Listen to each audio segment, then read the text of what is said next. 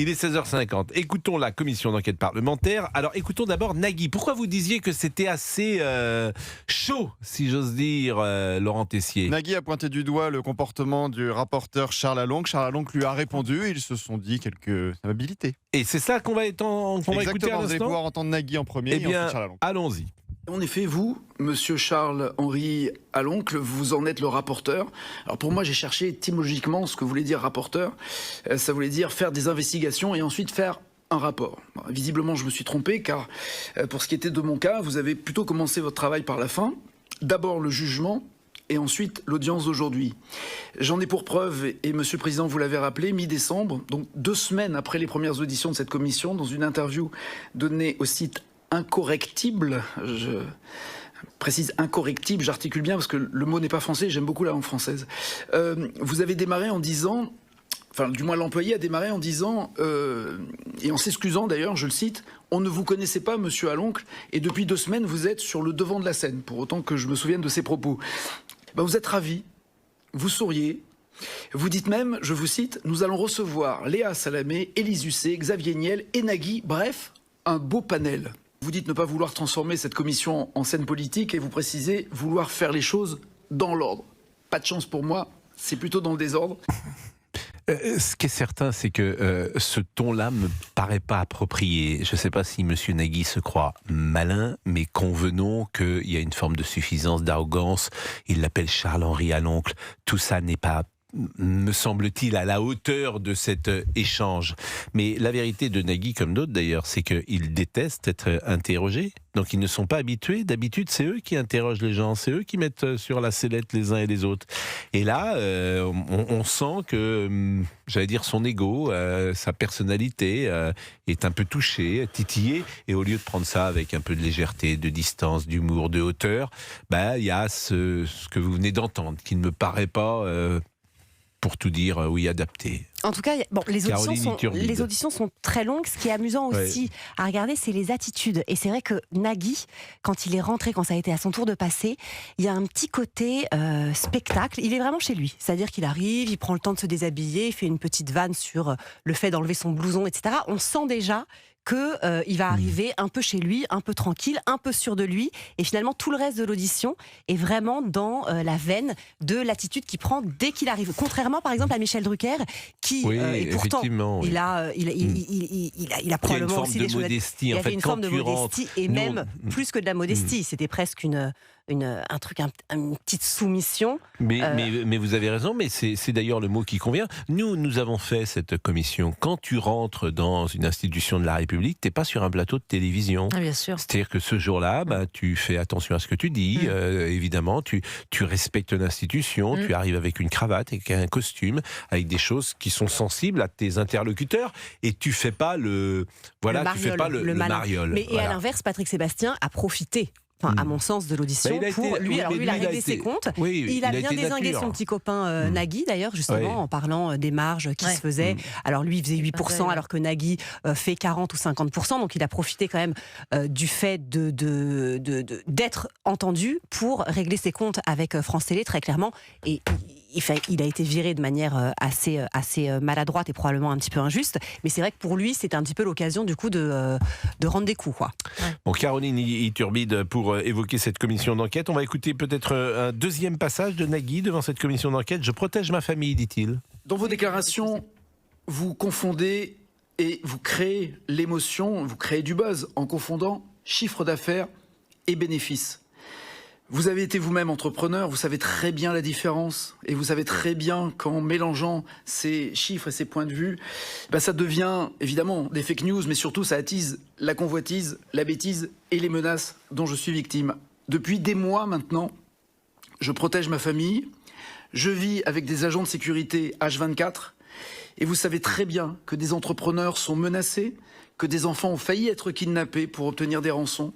C'est évidemment pour toutes ces raisons que j'ai envie de clarifier les accusations que vous diffusez et répétez à l'envi, encore hier, malgré les réponses que vous avez déjà obtenues ici. Bon, moi, j'ai pas l'impression que Charles Aloncle a diffusé des chiffres qui qui ne correspondent pas à la réalité et qui pourraient mettre en difficulté Nagui. En revanche, je peux comprendre sa difficulté dans la société dans laquelle nous sommes aujourd'hui à vivre riche, si j'ose dire, et qu'effectivement ce système de sécurité qu'il a mis en place, c'est autre chose et je peux le comprendre et l'entendre et effectivement lui apporter tout notre soutien. C'est pas agréable d'être affiché. Oui, d'être affiché. Je suis un peu étonné de ce qu'il dit, pour tout vous dire. Je suis un peu étonné de ce qu'il dit, mais effectivement, la société dans laquelle nous sommes aujourd'hui, elle est dangereuse, et notamment pour les gens qui ont beaucoup d'argent, ce qui est le cas sans doute de Nagui. Après, on voit bien qu'il y avait un différend personnel entre Charles Aloncle et Nagui. Et d'ailleurs, c'est le président de la commission d'enquête qui a dit « Je pense que votre différend personnel n'intéresse absolument personne et qu'il faut avoir des questions sur le fond plutôt qu'un règlement de compte. » Voilà, on voit que cette commission d'enquête est tellement de la nitroglycérine que ça s'est invité malheureusement. Elle est sortie du cadre d'une commission d'enquête. Elle a complètement débordé. On se retrouve à auditionner des gens qui n'ont pas de lien avec le service public, même parfois, de manière un peu curieuse. Et on se retrouve avec des personnes qui se sont affrontées avant même la commission d'enquête par médias interposés et qui viennent régler leur compte au sein de la commission d'enquête. Effectivement, on est dans un monde aujourd'hui où tout le monde reçoit des menaces de mort. Enfin, tout le monde, toutes les personnes exposées, chaque personne qui passe devant une caméra, qui passe devant un micro, qui est député, qui est animateur, qui est journaliste, qui est ministre, que sais-je. Allez, 16h57. Mais non, mais c'est la pause. On avait compris ce que vous vouliez dire. 16h57, mais c'était intéressant, néanmoins. Mais c'est la pause. C'est la pause. Alors, vous n'écoutez rien, vous êtes sur votre téléphone, vous balancez votre téléphone. 16h57, ferme ta bouche, le bray, quoi.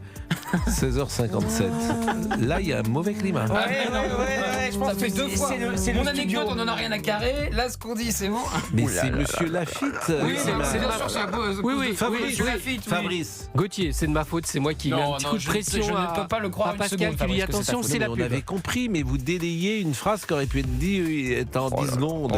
A tout de suite. Rendez-vous, il y aura une surprise, Olivier Guénec. C'est ce que vous disiez tout à l'heure. Oui, on est en train d'en parler avec Laurent Tessier. Ça sera 17h30, je pense. C'est exceptionnel. Non, mais vous n'êtes vraiment pas prêt. Hein. C'est exceptionnel. Non, mais j'attends cela avec intérêt. D'ambiance. C'est tout ce que je peux vous dire. La commission d'enquête parlementaire sur l'audiovisuel public, l'animateur et producteur Nagui est auditionné cet après-midi. On l'a écouté déjà 2 fois, mais nous n'avons pas écouté Charles Aloncle, qui est le rapporteur de la commission d'enquête parlementaire. Je vous propose de l'écouter précisément. Monsieur Nagui Fam, je vous remercie de venir répondre à l'ensemble de nos questions. Je pense que c'est là le plus important.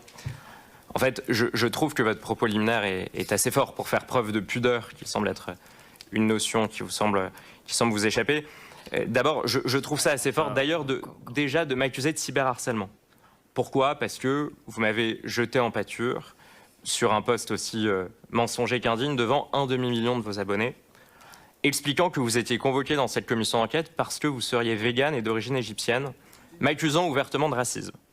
Vous l'avez fait alors que vous êtes suivi par une telle communauté qui n'a pas tardé à m'envoyer des menaces de mort que vous avez proprement orchestrées par ces accusations mensongères. Je trouve ça fort de parler de fausses informations, de fake news, quand, dans mon rôle de rapporteur, et c'est une commission d'enquête, notre rôle c'est d'enquêter, je n'ai fait que relayer une enquête de Mediapart, que vous n'avez pas contesté, vous n'avez pas accusé Mediapart d'être raciste ou anti-vegan.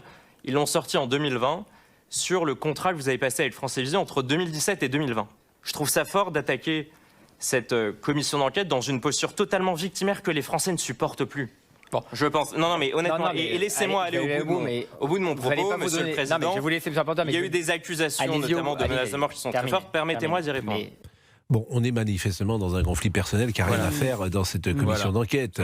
C'est ça qui est dommage. Alors, je ne sais pas qui a commencé, qui a tort, qui a raison, mais ce n'est pas exactement ce qu'on attend. Ce qu'on attend de cette commission d'enquête, c'est que c'est de l'argent, effectivement, public. Et comment il est utilisé. D'abord, il y a effectivement sur le service public. Est-ce qu'il doit être aussi important qu'il l'est aujourd'hui ? Est-ce qu'il pourrait être réduit ? C'est de l'argent, c'est 4 milliards. Est-ce que c'est au service public, par exemple, de faire des produits de divertissement ?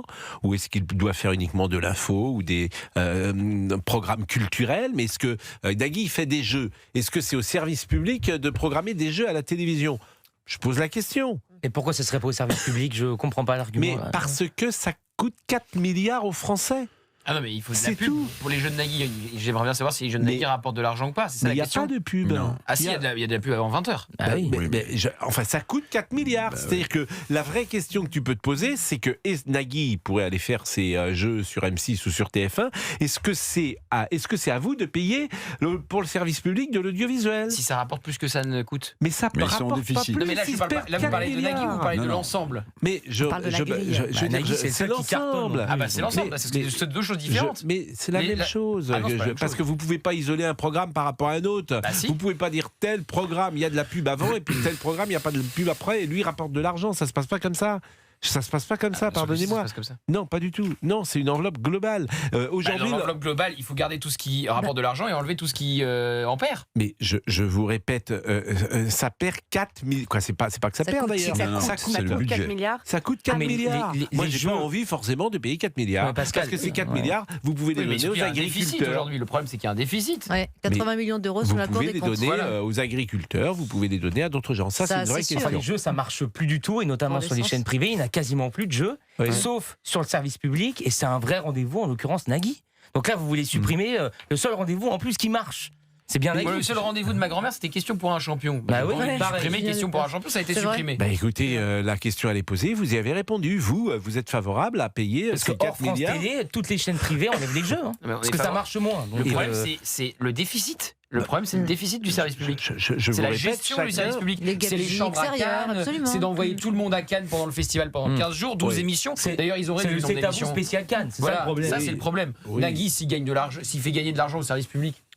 Bon, Jérémy Patrier-Détus, président de la commission d'enquête parlementaire sur l'audiovisuel public, écoutons-le.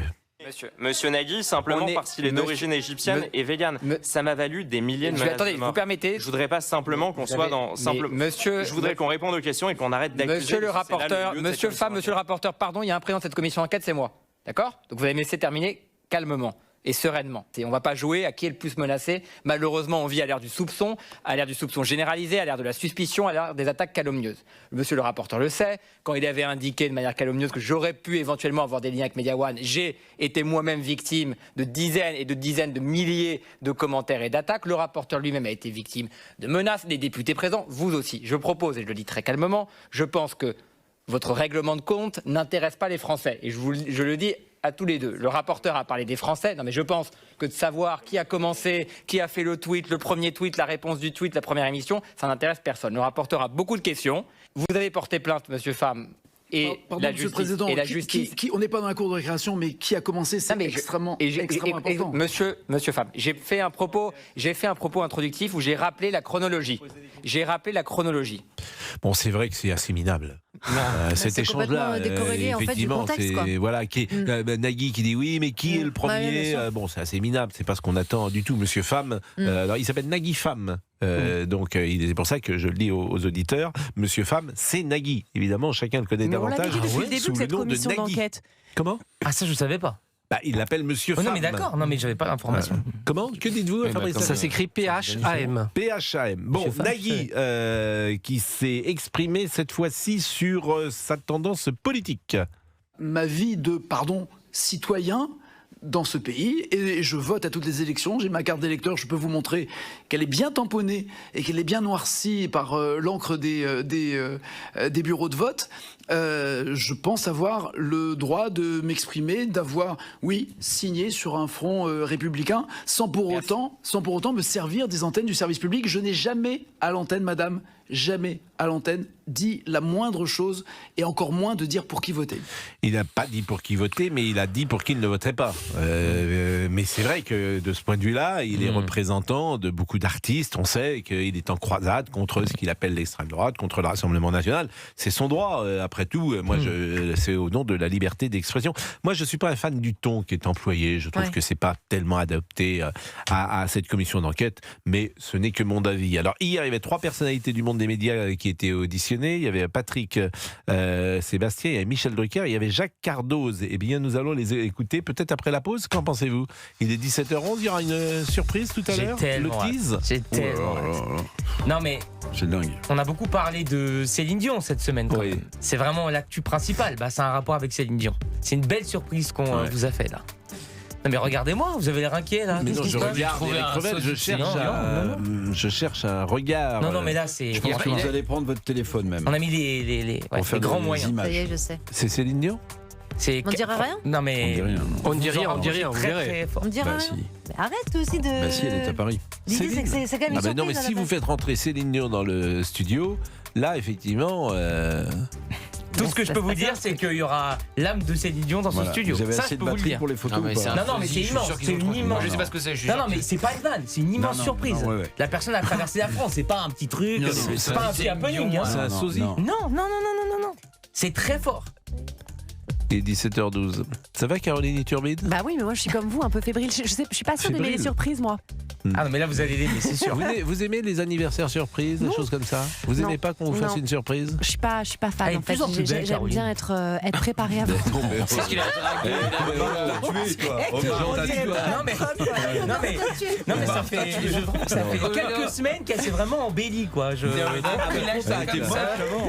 cas, ça Non me mais, fait plaisir. non, mais elle est rayonnante là. Ça me fait vraiment plaisir, Olivier. Oui non, Très l'hiver mignon. c'est pas sa saison, mais là on arrive dans le printemps etc. Alors ça, c'est possible. Ah voilà. Moi, je suis vraiment. C'est une femme du petite fille printemps. Du printemps et ça de marche ni l'été. l'été, ni le printemps, ni l'hiver, ni l'automne. hein. Ouais. Toi, N'essaie t'es- pas de ouais. me chiner, tout ça Non. parce que tes dates ont foiré Toi, tout l'hiver. Non, toi, t'es comme les castors. C'est-à-dire Ils hibernent, les castors. Mais fait peur. Ils font des barrages. 17h13. Ah oui. Ils hibernent, les castors. Oui, mais pourquoi? Qu'est-ce Mais qu'il y a? parce que vous hibernez, peut-être, c'est ça que je voulais dire. D'accord. Vous n'avez pas beaucoup dormi je pense. Il est 17h13, la pause, à tout de suite.